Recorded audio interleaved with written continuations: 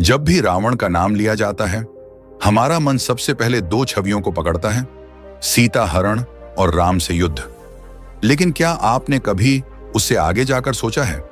क्या कभी यह जानने की कोशिश की कि एक ऐसा पुरुष जिसे हम राक्षस कहते हैं, वो इतना ज्ञानी, इतना तपस्वी, इतना नीति प्रवीण कैसे था?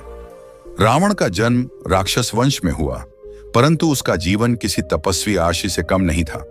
वो शिव का अनन्य भक्त था। हजारों वर्षों की तपस्या के बाद महादेव स्वयं प्रकट हुए और रावण को अमोघ शक्ति का वरदान दिया। वो रावण जो अब तक बस राक्षस कहा गया, वो असल में एक ऋषि, एक ब्रह्मज्ञानी, एक तंत्र साधक था। उसे संगीत का जन्मदाता कहा गया है। उसकी वीणा की ध्वनि से अर्षियों के मन में शांति उतरती थी। रावण ने शिव तांडव स्तोत्र की रचना की, एक ऐसा स्तोत्र जिसे सुनकर स्वयं महादेव प्रसन्न हो उठते हैं। क्या कोई साधारण राक्षस यह सब कर सकता है? लंका, रावण का राज्य, जहां न कोई भिखारी था न कोई भूखा, जहां हर नागरिक को न्याय मिलता था, चाहे वह ब्राह्मण हो या असुर। रावण की शासन नीति सीधी थी, जिस दिन मैं अधर्मी बनूं उसी दिन मैं राजा कहलाने योग्य नहीं रहूंगा। रावण ने यह नीति केवल बोली नहीं, निभाई भी। उसने अपने पुत्र मेघनाद को भी केवल उसके कर्मों से आंका, ना कि पिता होने के मोह में। रावण युद्ध भूमि में मेघनाद से कहता है, युद्ध में धर्म से हटे तो मैं स्वयं तुझे रोके बिना देखूंगा मरते हुए। रावण का कथन था, शासन करना आसान है, पर नीति से शासन करना वह तपस्या है। जो राजा न्याय नहीं कर सकता, उसे सिंहासन को त्याग देना चाहिए। रावण के मन में धर्म था, नीति थी, विचार थे, पर अहंकार भी था। पर जो उसकी अच्छाइयों को ही न देखे, वो कैसे उसे पूरी तरह समझ सकता है? वो रावण जो 10 दिशाओं का विजेता था, हर सुबह सबसे पहले महादेव के चरणों में सिर झुकाता था। उसने कभी राम का अपमान नहीं किया, बल्कि उन्हें धर्म का पथिक माना। पर जब युद्ध हुआ तो रावण अपनी नीति, अपने संस्कार, अपने अहंकार और अपनी नियति, इन चारों के बीच बंट गया। तो क्या रावण केवल राक्षस था, या फिर वो एक ऐसा तपस्वी था जिसे समय ने खलनायक बना दिया, जिसे इतिहास ने हरा दिया, पर उसकी नीतियां आज भी जीवित हैं? तो चलिए जानते हैं रावण के उन नीतियों को। और हां, इन नीतियों को बीच में छोड़ देना भी पाप समान है। रावण एक ऐसा राजा जिसकी सबसे बड़ी नीति थी, न्याय में देरी अन्याय को जन्म देती है। लंका की न्याय सभा में जब भी कोई प्रजा अपना दुख लेकर आती, फैसला उसी क्षण होता था। चाहे सामने राजा का मंत्री हो, पुत्र हो या कोई निर्धन ब्राह्मण, रावण के सामने सब समान थे। उसका सिद्धांत स्पष्ट था, राजा का धर्म है न्याय, और अगर वो पक्षपात करे तो वो केवल सिंहासन का भूखा है, न्याय का रक्षक नहीं। उसने कभी ये नहीं देखा कि दोषी कौन है, बल्कि ये देखा कि न्याय किसके साथ है। यही थी रावण की असली पहचान। वो एक ऐसा शासक था जो सत्ता के लिए नहीं, बल्कि व्यवस्था के लिए जीता था। रावण की दूसरी सबसे प्रभावशाली नीति थी, ज्ञान ही सबसे बड़ा शस्त्र है। रावण जानता था कि युद्ध केवल तलवार से नहीं जीते जाते, बल्कि विचारों, रणनीति और ज्ञान से जीते जाते हैं। इसलिए उसने अपने पुत्रों को पहले वेदों, नीति शास्त्रों और न्याय संग्रह का ज्ञान दिया, फिर अस्त्र शस्त्र थमाए। वो कहता था, जो बिना ज्ञान के शक्ति चाहता है वो केवल विनाश ला सकता है, निर्माण नहीं। रावण की तीसरी नीति थी बल।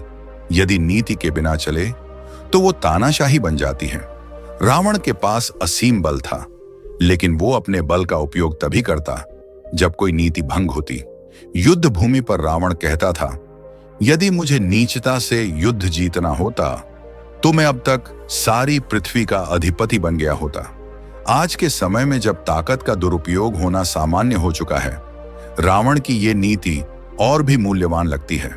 अब एक ऐसी बात जिसे जानकर आपके रोंगटे खड़े हो जाएंगे। क्या आप जानते हैं, जब रावण ने सीता का हरण किया तो वो उन्हें लंका ले आया, पर अशोक वाटिका में एक पवित्र स्थान पर रखा और उन्हें एक बार भी स्पर्श नहीं किया। क्यों? क्योंकि रावण जानता था, स्त्री का अपमान किसी भी राजा के अंत का कारण बन सकता है। यह वही रावण था जो युद्ध भूमि में सीता को बार बार समझाता रहा कि मैं तुम्हारा अपमान नहीं करूंगा, तुम्हारी इच्छा के बिना कुछ नहीं होगा। उसने सीता को धर्म के मापदंड पर रखा, न कि शक्ति के।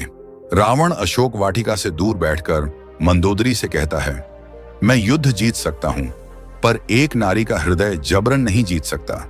अगर मैंने ऐसा किया तो रावण का अंत निश्चित होगा।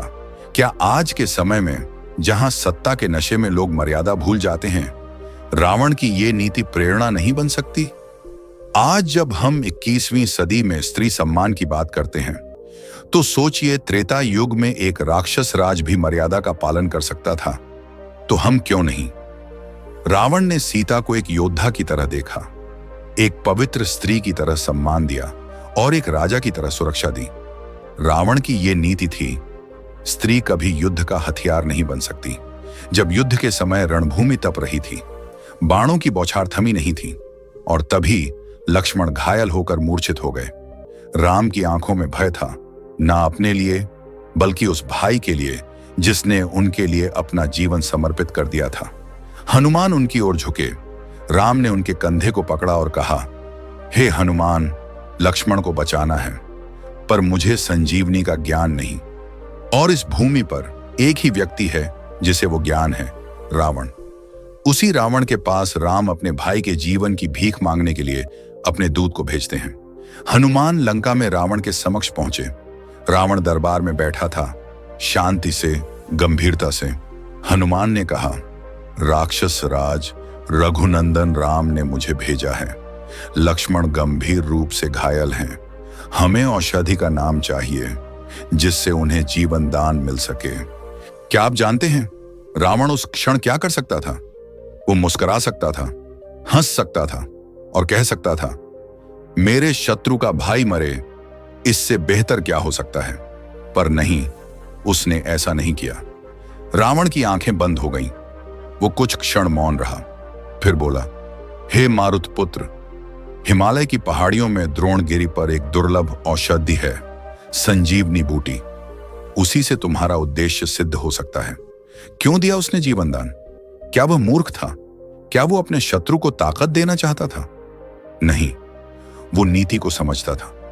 युद्ध शौर्य से लड़ा जाता है, लेकिन धर्म से जीता जाता है। शत्रु से युद्ध करो, पर जब वो असहाय हो तो अपना धर्म मत छोड़ो। ये था रावण, एक राजा, एक योद्धा और एक ज्ञानी।